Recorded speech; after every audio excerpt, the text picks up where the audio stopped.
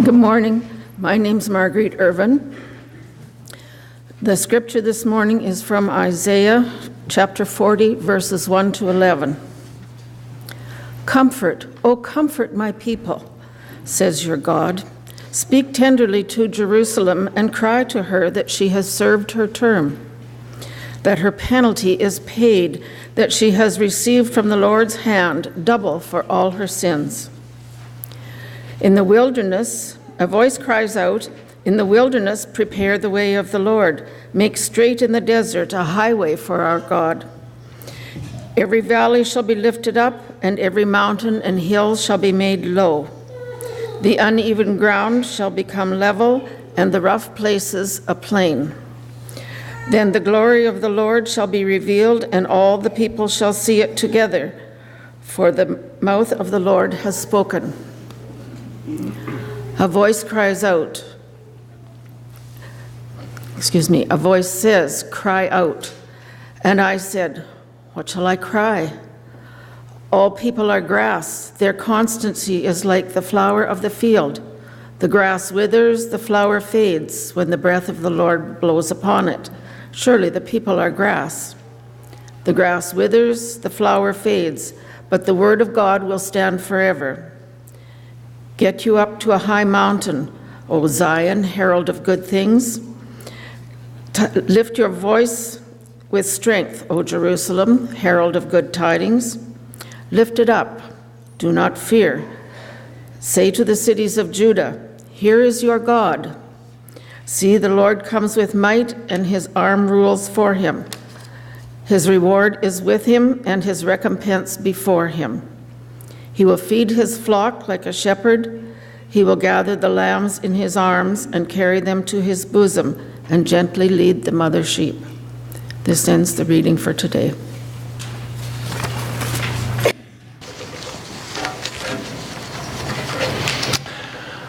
Well, today's reading, these 11 verses from the 40th chapter of Isaiah, can be a bit confusing until you realize that it's a conversation between different speakers with different points of view. Reading this passage is like sitting in a restaurant and eavesdropping on the conversation at the table next to you. You know, you can't stop listening because all the speakers are just so passionate, but you have no idea who they are. But if we don't know for sure who's saying what in this conversation, we do know at least the circumstances for it. You may remember that last Sunday I said that the first 39 chapters of Isaiah served as a warning to the people. You guys are going to get it. Okay? And now, there's that little white space between the end of chapter 39 and the beginning of today's reading in chapter 40. That little white space contains the exile. Generations of misery as the people were carried away from their homes and forced to live in slavery and exile. So the conversation that we're overhearing today, then, is the beginning of a new section. And it begins with God saying to Isaiah, comfort my people. Comfort my people. Speak tenderly to them. Let them know that their time of misery is coming to an end. They're going to go home soon. Comfort my people. In these Old Testament readings, God goes back and forth between exasperation when the people turn away and refuse to do what's in their own best interests, and compassion when, because they've turned away, the people find themselves in trouble. God even says that the people have suffered twice as much as they deserved to. To me, this is just a recognition that life is not always fair. Sometimes things are tough and it doesn't seem to be anybody's fault and there's no explanation for it. That's just the way life is, and we have to play the cards that we're dealt. And then somebody else at the table speaks. A voice, we're told, cries out. And the voice describes how easy it's going to be for the people to make their way back home. It's a long journey. It's about as far as from here to Penticton. And it goes through some pretty rough country.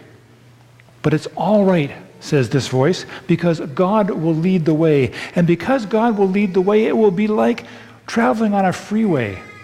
And all the mountains will be made low, and the valleys will be lifted up, and all the snow will be plowed off, and all the icy patches will be well sanded. Easy going. But then another voice interrupts that one. That sounds good, says this voice, but you can't trust these people. They're like meadow flowers. They just lean whichever way the wind blows them. They flourish when it's sunny and warm and wither at the first sign of frost. But then another voice cuts in on that one. And this one speaks directly to the people. Get up on a high place where everyone can hear you and shout out the good news. We're going home. And this, says the voice, is what it's going to be like on the way. God will lead the flock. As for the newborn lambs who are too young to walk very far, God will carry them. And the mother sheep will walk beside God, and they won't be afraid. Now that's a homecoming. Of course, we know it's not always like that. We know that sometimes the old ones die before they get home. We know that sometimes the young ones get sick. We know that the in-between ones, the sandwich generation we call them, that have to care for the old and for the young, sometimes they're overwhelmed by all that they have to do and try to make a life for themselves as well. Still, for most people, home is a place of mostly good memories. Coming home for Christmas is a great celebration. The candlelight service on Christmas Eve brings it all into focus, and then everybody arrives safely and they have a good time. And when it's time for everybody to go home, they go home thinking to themselves, oh, isn't Christmas wonderful? I'm astonished by the courage that it took those ancient refugees to travel 1,000 kilometers on foot in search of a homecoming, in hope of a better life for themselves, in hope of freedom and prosperity, and of a better life for their children as well. I'd like to tell you a story about another man who had courage and hope. His name was Cyprian, and he never once celebrated Christmas. That's because he was born in about the year 200, and it was another century and a half before people thought to celebrate the birthday of Jesus. Cyprian was born in Carthage in North Africa. His parents were European, though, and he grew up in wealth and privilege. With a classical education under his belt, he took on work as a paid orator, a paid speaker, and a teacher. At about the age of 35, he became a Christian. With his education, his skill as a speaker, and his commitment to both the faith and the church, the hierarchy of the church soon took notice of him, and he was named Bishop of Carthage only 3 or 4 years after his conversion. Now, Bishop Cyprian was popular with the people, partly because he was a very pastoral person, a very caring person, also partly because he gave away most of his wealth to the poor. But other church leaders were jealous of his quick rise to power, and they opposed his leadership. There's always been politics in the church. Shortly after Cyprian became a bishop, there was a period of persecution. Roman authorities insisted that everyone worship the old gods, and Christians were offered a choice. They could sign an affidavit saying that they had sacrificed to the gods, or they could have all their property confiscated and perhaps face torture or even execution. What would you do? Well, many of these people signed the affidavit, whether or not they had actually sacrificed to the gods. As for Cyprian, he left town. He went into exile. His opponents mocked him for this, but he responded simply that God wasn't done with him yet, that he had work left to do, that his people needed him to be their bishop yet. When the persecution began to lift, began to ease off, a great debate arose in the church in Carthage and elsewhere. What to do with the lapses, as they came to be called. Those people who had of lapsed faith, who had signed their affidavits. most of those people wanted to come back into the church. And the church broke into two opposing camps. There were the laxists, who said, no problem, come on back, come on, don't worry about it. And the rigorists, who said, no way, you guys are cowards and you don't deserve to be called Christian.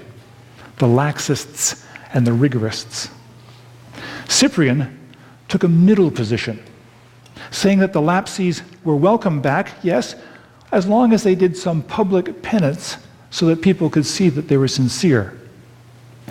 And everybody thought that was fair, even the lapses themselves.